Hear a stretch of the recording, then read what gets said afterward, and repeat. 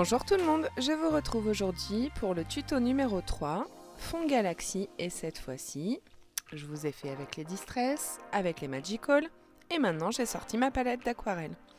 Je vous montre mon nuancier, et je vais vous montrer aussi que pour bien connaître ces palettes d'aquarelle, il faut aussi savoir mélanger les couleurs.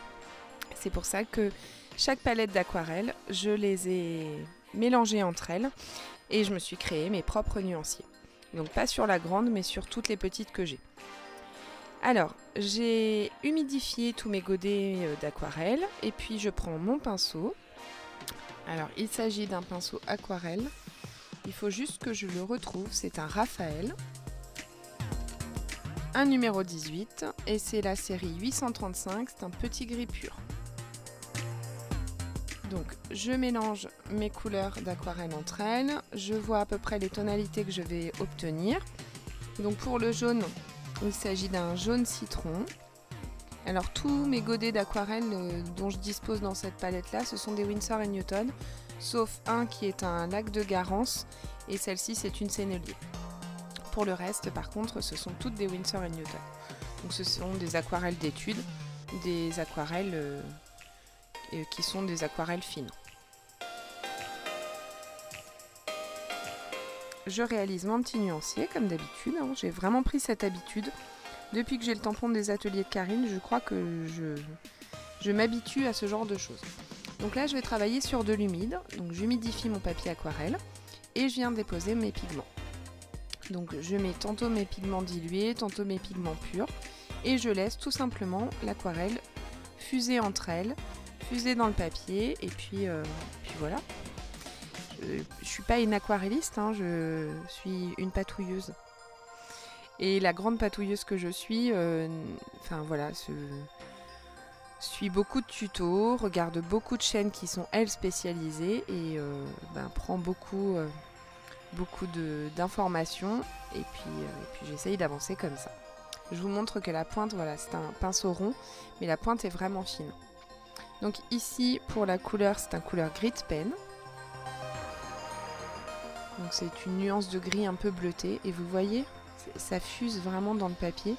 Je trouve que le résultat est assez joli. Sachant que l'aquarelle, quand elle sèche, elle perd un peu de sa pigmentation. Enfin, pas de sa pigmentation, mais de... Vous allez voir, quand vraiment ça va être sec, ça perd de son intensité. C'était ça le mot que je cherchais. Donc là, je suis pas encore tout à fait satisfaite de ce que j'obtiens. Qu'à cela ne tienne, je vais rajouter encore un peu de pigment. Je trouve qu'on voit encore un petit peu trop les touches de pinceau. Donc voilà, je continue à mettre le gris pen.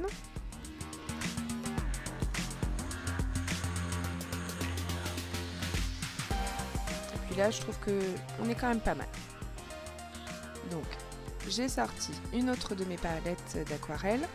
Ici, c'est des aquarelles Van Gogh. Et là, c'est une aquarelle métallisée. Pour obtenir ce petit côté fond étoilé, galaxie, voie lactée. Et je ne mets des pigments qu'au centre. Donc là, par contre, c'est vrai que la pigmentation, elle n'est pas visible comme ça. Mais bon, je vais vraiment rajouter que du pigment quasi pur. Et vous allez voir la différence. Voilà.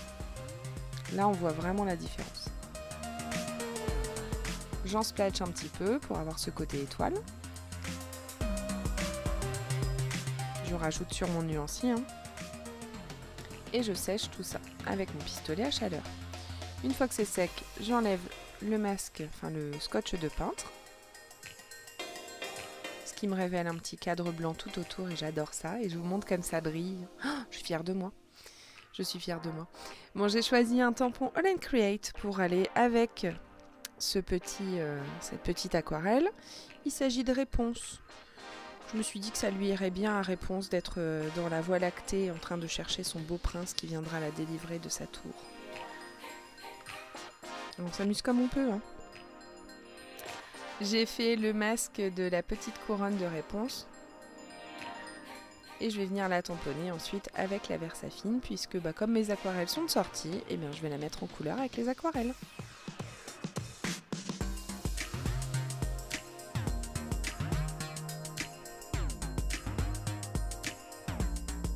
je me rapproche pour la mise en couleur et j'ai pris la palette d'aquarelle Van Gogh.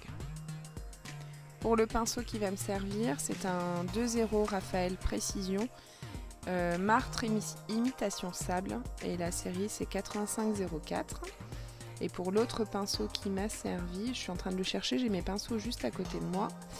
C'est un Raphaël toujours 835 et c'est un petit gris pur en numéro 4. Donc voilà, une mise en couleur très très simple, hein, je me suis vraiment pas cassé la tête. Je fais mes petits mélanges, j'ai sorti, donc comme j'avais sorti mes nuanciers que j'avais déjà fait, je regarde à peu près les couleurs qui vont me convenir, les mélanges qui sont sur mon nuancier, et puis je passe à la mise en couleur toute simple. Et comme d'habitude pour cette étape, là je suis sûre que vous allez le dire, je vous laisse en musique.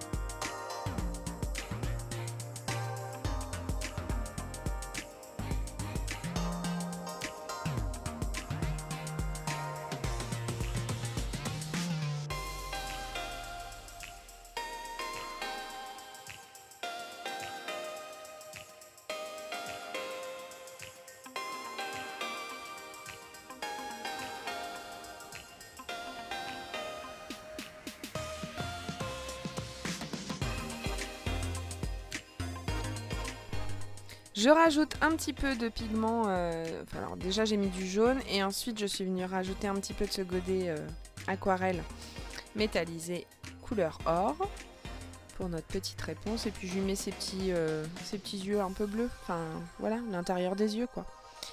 Et puis je passe ni plus ni moins à la mise en place du sentiment que je vais venir embosser avec une poudre à embosser blanche. Toujours le petit coussin d'embossage puisque normalement mon aquarelle était sèche, mais on ne sait jamais. Et ben non, j'ai pas choisi une poudre à embosser blanche, mais dis donc j'ai choisi une poudre à embosser cuivrée de la marque Waouh. Et puis le sentiment, c'était un sentiment que j'avais déjà utilisé pour la première carte, d'une planche de tampon de chez Show & Flower et qui dit tout commence par un rêve. Quoi de mieux pour réponse que tout commence par un rêve. Je chauffe ma poudre à embosser avec mon pistolet à chaleur. Comme mon papier a bien pris de l'eau, il est un peu gondolé, plus la chaleur. Bon, j'ai été obligée de mettre du score tape du coup pour coller le tout, mais j'en ai mis sur toute mon papier aquarelle pour être vraiment sûr que ça ne gondole pas après. Pour mater ma base, pour créer ma base de cartes, du coup j'ai choisi un papier un peu rose fuchsia qui allait très bien avec réponse. Vous voyez que j'essaye de le retordre dans le bon sens, mais je vais y arriver puisqu'il y a du score tape sur toute la face collante, sur tout le côté que je vais coller à la base de carte. Et du coup c'est bon, j'arrive quand même à me débrouiller pour que ça redevienne droit. Oui, ma fille est venue me donner quelques petits Lego entre temps. Voilà, maman, viens jouer avec moi. Mais non, pas tout de suite, je termine déjà et ensuite je viens jouer, promis. Donc ça a été partie de Lego par la suite. Je viens redimensionner le tout avec ma guillotine puisque c'était pas assez précis, pardon. Oh là. Alors, je vais mettre des carrés de mousse 3D sur les cheveux de réponse. Et son corps ainsi que sa tête, je vais la coller avec ma colle 6X.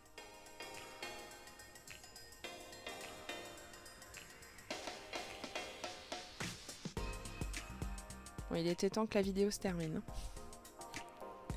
Elle avait vraiment envie de jouer au Lego. Je vous laisse comme d'habitude avec les photos de fin. J'espère que cette petite série de vidéos vous aura plu. Et je vous retrouve dès dimanche prochain pour une nouvelle vidéo. Et puis ce sera une surprise puisque c'est quelque chose qui m'a été demandé. Donc je m'exécute. Donc ce sera là aussi une série de vidéos qui, je l'espère, vous plaira. Allez, passez une bonne semaine.